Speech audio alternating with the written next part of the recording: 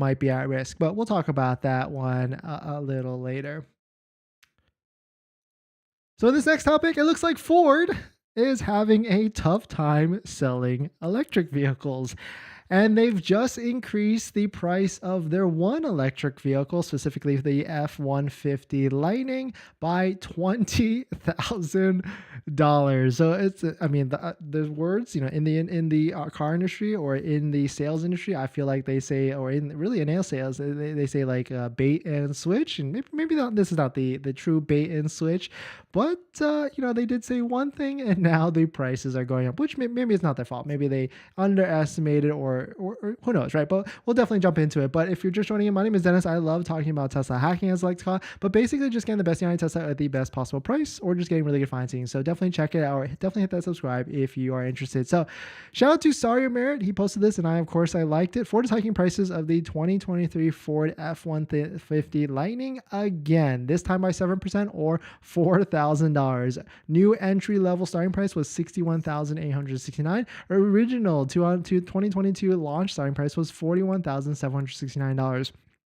And so that's interesting, right? Because the original Ford F-150 Lightning price, when it first came out, it was definitely a shocker. And I tried to go try and find one when vehicles started hitting the lots, but it was very, very, very hard to secure one. Because if dealers had it, they couldn't sell it because Ford kind of limited on them. They wanted to make sure it was a lockdown test drive vehicle. And then on top of that, if they did want to sell it, they would put you on a waiting list. And of course, it was $10, $20, maybe even $30,000 over MSRP, which that's kind of the tough thing, right? With dealers like this, because there is that dealer in between the manufacturer, with being Ford, they can kind of sell whatever they want to increase the price. But of course, I guess that could outskirt or a bunch of like flippers at the end of the day as well. But here's another post from Tez Calendar. Wow, the 2023 Ford Lightning Pro starts at $60,000. And so, I mean, now we're going to this interesting landscape, right? We've got Ford F-150 at starting price $60,000, but really most of them, I feel like,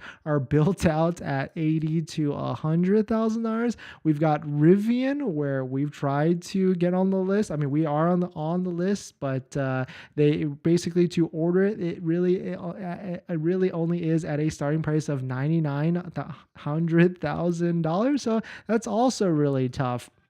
And then, of course, Tesla, which also put a really low price when they announced the truck, 3, 4, even 5 years ago? I don't even know at this point.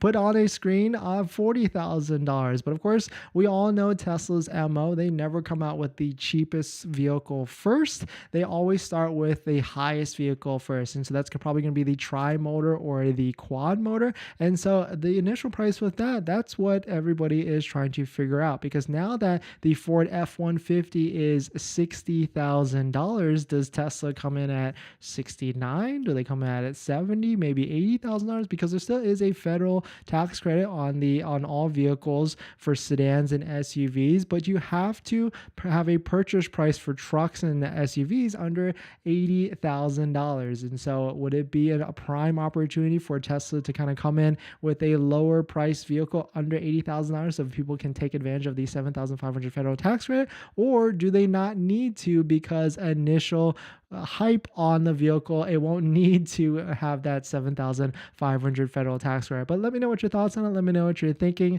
It's pretty interesting to see a massive price increase like that, all the way up from what they originally wanted to come out with. But who knows? Like maybe after they sell more vehicles, after they lock in profits, right, for the Ford EV program, they can reduce the price back down to $40,000 at the end of the day. But I've never seen, or I've never been in a Ford Lightning. I've been near them, but I would love to get one and drive one if I ever get the opportunity to really test it out at the end of the day. But we're speaking on that. We test drove an EQS today, and we'll talk about that because it was interesting. But we're going to jump into our next topic. But before we do that, this video is actually sponsored by my Patreon link, so definitely check it out. Link down below.